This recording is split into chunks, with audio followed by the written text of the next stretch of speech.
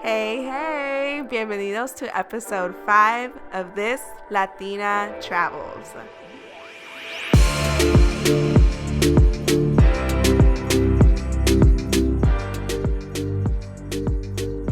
Today we'll be talking about my travels to la casa de las pupusas y horchata. Sorry to my Mexican brothers and sisters, but El Salvador has the best horchata in the world. Pues cipote, hoy voy a hablar de El Salvador. Side note, cipote is a slang term that means child in many Central American countries.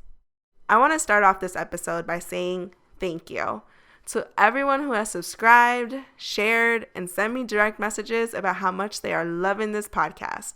It truly has been amazing connecting with so many different people via social media. Whether we have met personally or not, from the bottom of my heart, gracias. As many of you know, I work full-time, and this podcast is my passion project. So the fact that we are so close to getting 1,000 downloads from different parts of the world has me geeked. Pues, let's talk about my journey to El Salvador. As I've mentioned previously, I worked on campus as a graduate assistant, so I had many connections. One of my favorite faculty members at ODIME, Gary Davis, connected me with Patty Matheson, who suggested that I apply to be a learning partner for their alternative break programs. If I was chosen, they would pay for everything. All I had to do was complete a summary report when I returned. At the time, the program that I was leaning towards was New York City, because their focus was on HIV and AIDS, which was my practicum during my master's program, so it was a perfect fit. But God had other plans, and in March of 2014, I was sent to El Salvador, where the focus was on human rights and violence prevention. For starters, I am so grateful that I was chosen to be a learning partner, and to tell you the truth, I didn't even know alternative break programs existed. So sis, use your network.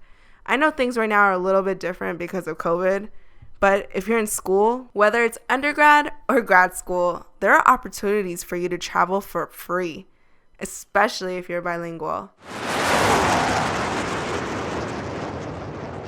Our group consisted of 10 women. I was the only one in a graduate program. Everyone else was pursuing their undergraduate degrees. This alternative break program was partnered with a local organization in El Salvador called Cristo Sal.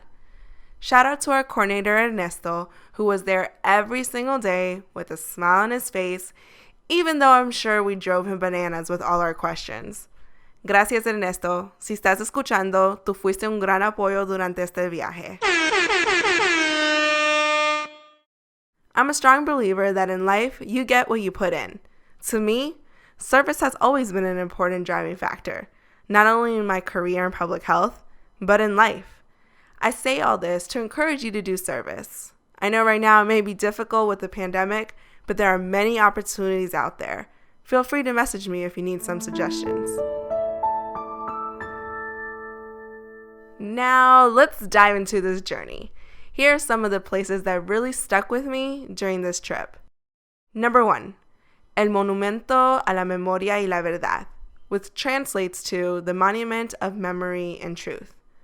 This memorial wall contains names of thousands of innocent people who lost their lives in the Civil War in El Salvador, which took place from 1980 to 1982. This monument draws visitors from around the country to mourn loved ones killed in the political violence or who in many cases have simply vanished. The engraved names on this glinting stone is often the closest thing to a proper gravesite many people will have, and there are so many more names that are missing.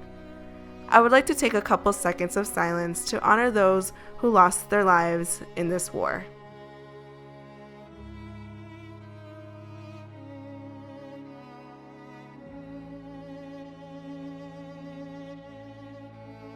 Thank you. This monument is located in San Salvador, in El Parque Cuscatlan, Cuscatlan.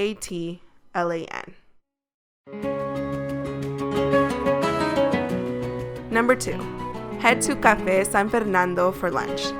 The views are absolutely spectacular. It is a bit of a curvy drive because you're going up a volcano, but this restaurant will remind you of an old-fashioned beer garden, different types of flowers for days. The seating is picnic table style, so everyone can take in the breathtaking views with a refreshing breeze. Not to mention, you will have the perfect view of El Boquerón Park. Oh, and this was the first place where we had, drumroll please, our first pupusas of the trip. Pupusas are the national dish of El Salvador. It is a thick corn tortilla stuffed with a savory filling. Some of these fillings include beef, beans, cheese, and pork. My favorite are the revueltas, which contains beans, cheese, and pork. Pupusas are often served with curtido, a fermented cabbage relish which usually contains carrots, onions, spices, and garlic. Is anyone else getting hungry? And don't forget to order an horchata to drink, one of my favorite drinks ever. It is a sweet beverage made of soaked grains, nuts, and seeds. I'm not really selling it with a description, but it's a refreshing, delicious drink. I just love horchata. Number 3, visit the Chapel of the Divine Providences, which is the site of assassination of Monsignor Romero. Monsignor Romero was an icon for the people in El Salvador. He was a prophet that frequently spoke out against poverty and injustices. In the same vicinity, we were able to tour Monsignor Romero's former house, which has been turned into a museum. I would 100% say that this museum and chapel are must-sees to truly understand the country's history and why the country is where it is currently. Number 4, Suchitoto, the cultural capital of El Salvador. Suchitoto is a small town with charming cobblestone streets and vibrant colonial buildings. Reflecting on it, it kind of reminds me of some of the streets in Old San Juan. But what I remember most about Suchitoto were the vendors. We actually did all our souvenir shopping when we visited this town. It was an outdoor market filled with different kiosks. Some sold the regular schmegular types of souvenirs like postcards, shot glasses, keychains, etc. But then you had some that sold artesanía, which translates to craft goods. And number 5, Atami Escape Resort. It's about an hour and some change from San Salvador. We stayed here overnight on our last day and we were able to enjoy Balmacito Beach, all to ourselves. This resort is really beautiful. Not only does it have beautiful views all around, but it has luxurious pools, great service, and your own entrance to what was essentially a private beach. This was clearly a treat for all of us. There are so many more places that I didn't go into detail about, but El Salvador is so full of rich and interesting history, much of which is painful and tragic.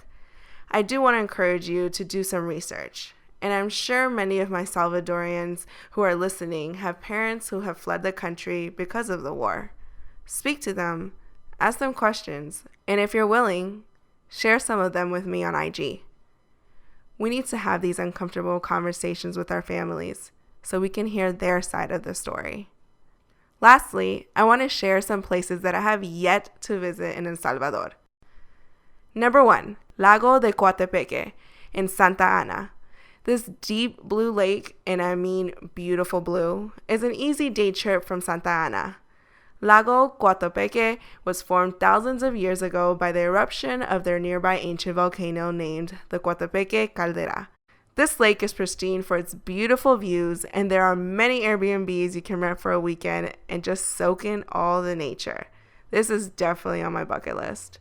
Number 2, Termales de Santa Teresa.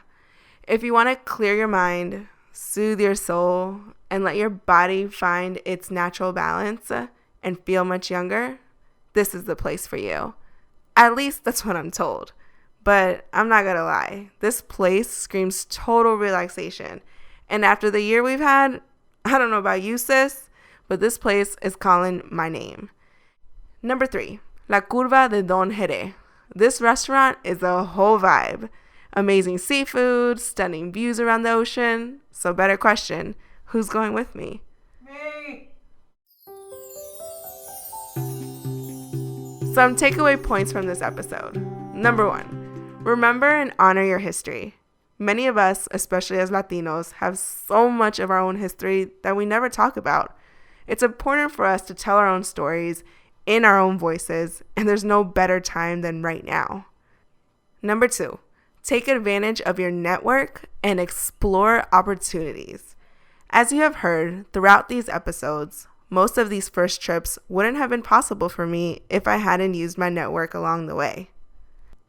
And number 3, do service. It actually didn't hit me until I was writing this, but these women and I actively decided to spend our spring break learning and in service. I want to take a moment to give a shout out to each and every one who went on this trip. Raquel, Macy, Miriam, Sage, Christina, Jade, Anna T, Anna Z, and Onie.